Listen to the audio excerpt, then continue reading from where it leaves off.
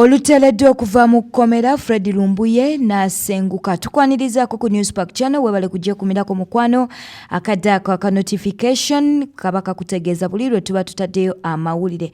Ate nabakuba nti osubscribinga mukwano kikole kati obadde oyitayita n'ogwa ku mawulire gaffe twagala okuba nti no tukwebaza. Wonna weesinza okuba nti no olaba amawulire oyinza okuba ng'oli mu ggwanga lyattu Uganda oba wabweru w'eggwanga twagala okubuuzaako mu ngeri ey'enjawulo. Munnange Fred Lumbuye olutereddwa okuva mu KKOMERA n'asenguka. Asengukiddewa byonna tubikuleetedde olunaku olwaleero. Ennaku z'omwezi nga 18 Oktoba omukulu Fred Lumbuye bangi gwemumanyi nga Chemical yateebwa okuva mu KKOMERA erya Turkey ng'ono nno baali bamuvunaana emisango okuli nti visa ye yali expired kw'ossa n'okuba nti nno yali aludde mu ggwanga lino erya Turkey.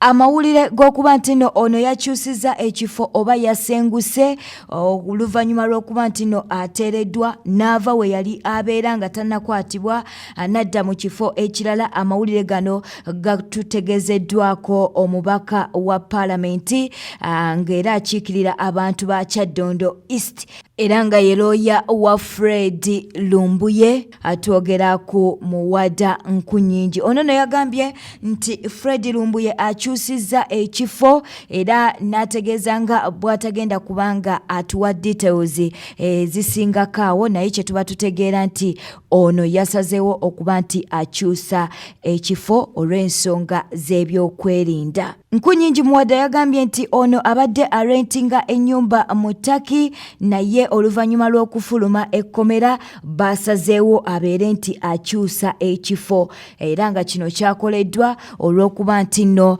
baagala abeere nti ali safe. Okitegedde ali safe oba oliawo abamunoonya baleme kuddamu kuba nti nno bamukwata era nga bino byategezeddwa Nkunyingi muwada ng'abuulira bannaffe aba New Vision olunaku olw'eggulo.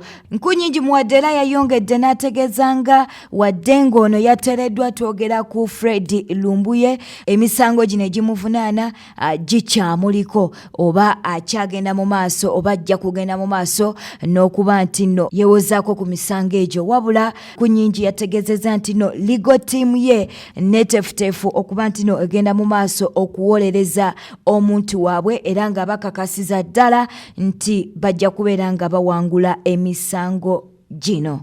Ekibuuzo kiri nti kyekiyinza okuddako kyekiddako ewa Lumbuye oba ewa Fred Lumbuye. Okusinziira ku Nkunyingi muwada lawyer wa Chemical oba Fred Lumbuye yategeezezza nti ab'obuyinza oba authorities tebannaba kuba nti no bateekawo oba ba imposinga travel restrictions ku Fred Lumbuye. Era ono yategeezezza nti no yafulumiziddwa oba baamutadde nga travel documents ze zonna azirina era ono wetwogerera awumuddemu n'olwekyo abavaayo nga mugamba nti lwaki tavaayo n'ayogera. Okusinziira ku Nkunyingi muwada yategeezezza nti ono akyawumuddemu era ng'ekisingira ddala obukulu kye babadde baagala kwe kuba nti ono ateekebwa mu kifo ekiri organized ekifo ekiri safe nga tagenda kuddamu nti akwatibwa abantu abamunoonya. Nkunyingi muwada era yavuddeyo n'ategeeza nti ensonga z'okuba nti Lumbuye akomezebwawo mu ggwanga lyattu Uganda oba asigala mu Turkey oba agenda mu nsi endala zisigalidde ye yalina right okuba nti no asalawo whether to stay in Turkey oba okugenda mu nsi endala yonna era n'ategeeza nti eyo personal right ye. Eyo personal right ye nga ne wetwogerera tewali muntu yenna ali mu kumugoba mu ggwanga lya Turkey era tewali muntu yenna ali mu kumulemesa akuba nti no bloginga oba addamu okwogera oba okukola videos ze nga bwe yali azikola ku mutimbagano. N'olwekyo ndowooza kati bino bimenyawo oba ebyankunyingi muwada bimenyawo ebyaba bloggers ab'enjawulo bye babadde bavuddeyo nga bategeeza nti ono baamutaddeko obukwakulizo okuba nti no taddamu kwogera oba kukola videos ezo ez'obusungu oba ez'obukambwe nti bamutaddeko obukwakulizo okuba nti nno taddamu kubanga azikola. Kaakati ye Nkunyingi Muwada yavuddeyo n'ategeeza nti ono tewali amugoba mu ggwanga lya Turkey era tewali ali mu kumulemesa kuba nti nno akola ebyo bye yali akola nga tannaba kuteekebwa mu kkomera. Tunajjukira nti Fred Enanga era nga y'omwogezi wa poliisi yavaayo mu August n'ategeeza nga Fred Lumbuye bw'agenda okuba nti no aggulibwako emisango egiwerera ddala 15 singa banaaba bazudde wa gyali. Kunyingi Muwada ye akyalemeddeko nti omuntu we Fred Lumbuye talina musango gwonna gwe yazza. Bw'atyo ye bw'agamba omukulu Nkunyingi Muwada.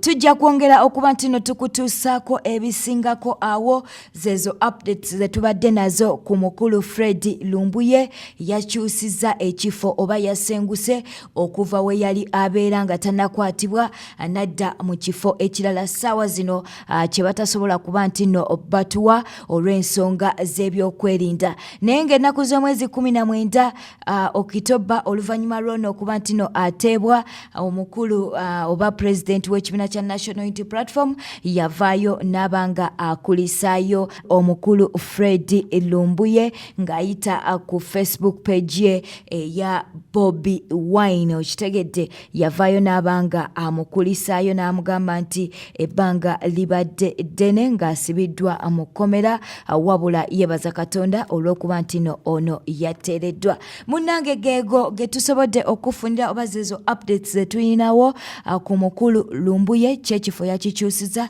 Katusabe nti ate tebaamuzuule gyali okuba nti akwatibwa kubanga n'abamunoonya bayitirivu. Tujja kwongera okutuusaako ebisingako awo we tunaaba nga tubifunye. Weekuumire ku News Park channel webale kulaba mawulire gaffe. Tewerabira okunyiga ka notification bell kabaka kutegeeza buli lwe tuba tutaddeyo amawulire ne gabeera nti tegakuyitako ate era gwatannaba kuba nti osubscribinga mukwano kikole kati. Tukwebaza mukwano okuba nti no otufollowinga ye gwaleetedde ne channel eno okuba nti no eyongera okukula buli lunaku. Beera bulungi, weeraba.